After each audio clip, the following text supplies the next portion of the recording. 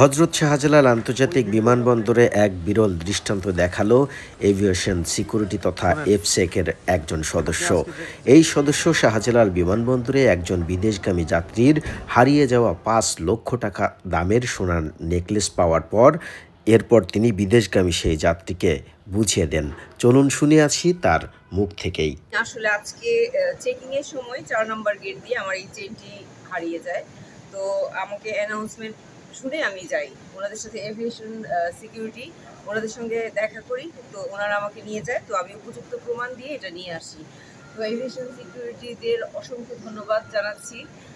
আর আমি খুবই খুশি যে আসলে সচরাচর কিন্তু এই ধরনের জিনিস পাওয়া যায় না, কিন্তু ওনারা খুব আন্তরিক ছিলেন এবং সবার সহযোগিতা আমি জিনিসটি খুব সহজেই পেয়ে গিয়েছি। ধন্যবাদ।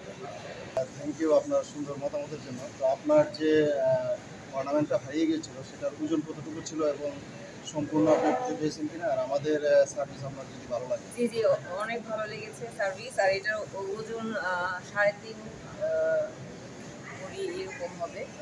তো অসংখ্য ধন্যবাদ আপনাদের। আসলে কি বলবো, আমি আসলে খেয়ালই করিনি, কিন্তু অ্যানাউন্সমেন্ট শুনেই আসলে আমি ব্যাগটা চেক করি যে আসলে কীভাবে আমারটাই কিনা। তো অসংখ্য ধন্যবাদ, আপনাদের সহযোগিতায় আমি এটা পেয়েছি। আপনাদেরকে ধন্যবাদ জানাচ্ছি। ধন্যবাদ।